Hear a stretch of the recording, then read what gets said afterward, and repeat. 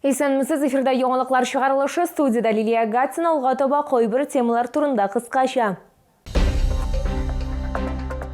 Жолда жамаат транспортында йөрү бәясе кыйммәтләнә, мондай үзгәрешләргә пассажирлар ничек карый? Гадәттән тыш хәлләр министрлыгы вәкилләре пиротехника сату урыннарына рейдка чыкты. Алар нәрсәне тикшерә?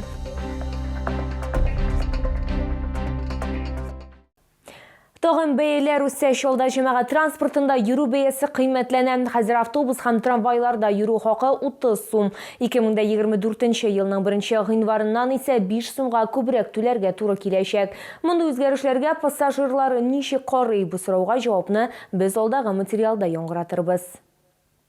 Трамвайның барлык пассажирлары да булачак яңалыкны әле ишетмәгән, күпчелеге исә бу хәбәрне уңай кабул итмәгән.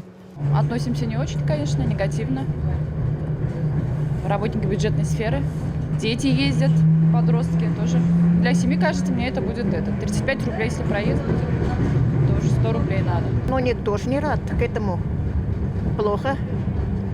Молодежь ведь тоже миллионы не зарабатывает. Нам-то ладно, мы пенсионеры у нас. Это есть как его проездной. Молодым, конечно, это не по карману. Кто-то студенты вот есть, кто-то вот работает. Они же не работают, студенты вот ездят. Естественно, это невыгодно. Автобус пассажирлары да шундый ук фикердә, аларның сүзләренчә, җәмәгать транспортында йөрү бәясе кинәт 5 сумга күтәрелү бу бик күп. Очень сильно удивлена, потому что это очень сильно бьет по карману. Очень большая сумма сразу. И так все дорожает. Куда еще вообще? Это уже на пенсионеров очень задавит. Пенсионерам-то накладно это все.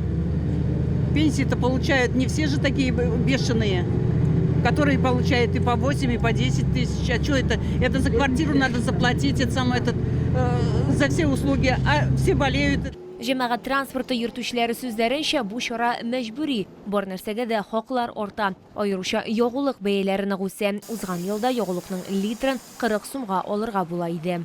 Солярка, бензин-то вообще в кошмарные цены подорожал. Сейчас соляр стоит, литр соляра 68 рублей, 67, 80. Это куда уж. Поэтому, не знаю, все дорожает. И соляр, и нефтепродукты, все дорожает. И ремонт машин дорожает. 2023 елның январыннан юл йөрү бәясе 3 сумга 27 сумнан 30 сумга кадәр арткан иде. Ул вакытта ук билет бәясен 35 сумга кадәр арттыру варианты каралды. Лилия Гатина, Эльмира Гайнетдинова, Ленар Султанов, яңалыклар.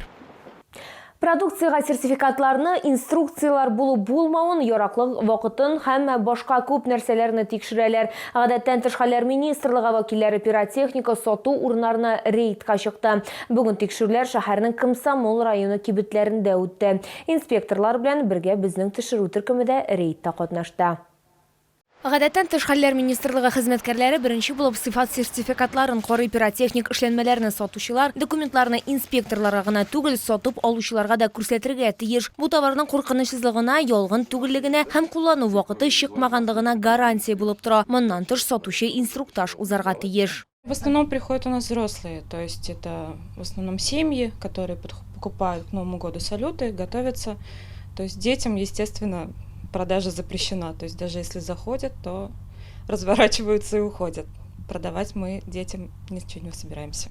Салютлар һәм фейерверклар сатучы махсуслаштырылган кибетләрдә янгын куркынычсызлыгы кагыйдәләре буенча продукцияга якын бару урыны лента белән чикләнергә тиеш. Моннан тыш сәүдә ноктасын автомат янгын сүндерү сигнализациясе һәм янгын сүндергеч белән җиһазландырылган булуы зарур. Ограничения есть, да, руками не даем трогать.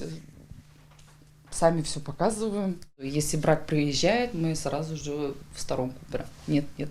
Сатып алучыларга да таләпләр бар. Бәлик булмаганнарга пиротехник эшләнмәләр сату тыела. В ходе рейда особое внимание обращается на правильность хранения, то есть какую информацию доводят до покупателей и отсутствует ли возможность у покупателей физического доступа, то есть кроме как визуального осмотра они по правилам не должны другого доступа иметь. Рейд барышында гадәттән тыш хәлләр министрлыгы вәкилләре сатучылар өчен инструктаж да уздыра. Алар янгын куркынычсызлыгы кагыйдәләрен һәм штрафлар турында искә төшерәләр. Профилактик чаралар алга таба да дәвам итәчәк. Лилия Гатина, Кирилл Хабзей, яңалыклар.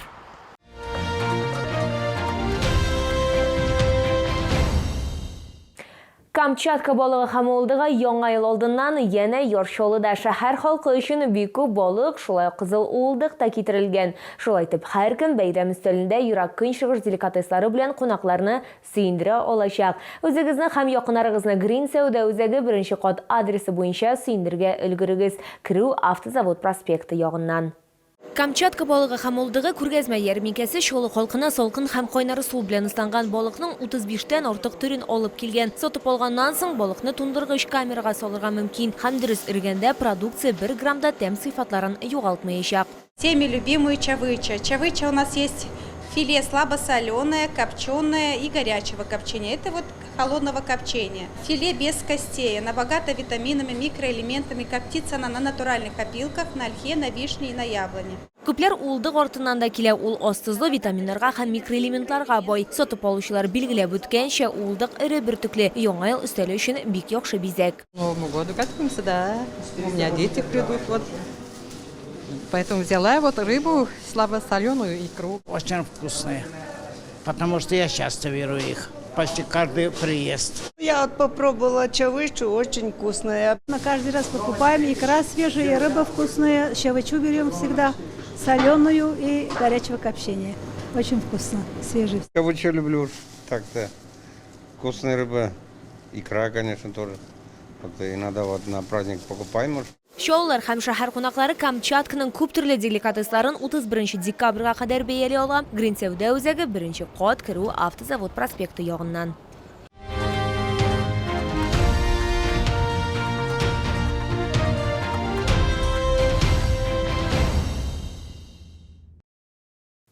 Бу сезгә җиткерәсе соңгы мәгълүматыбыз иде. Мин Лилия Гайсин, сезнең белән сау булашам, исән имин булагыз.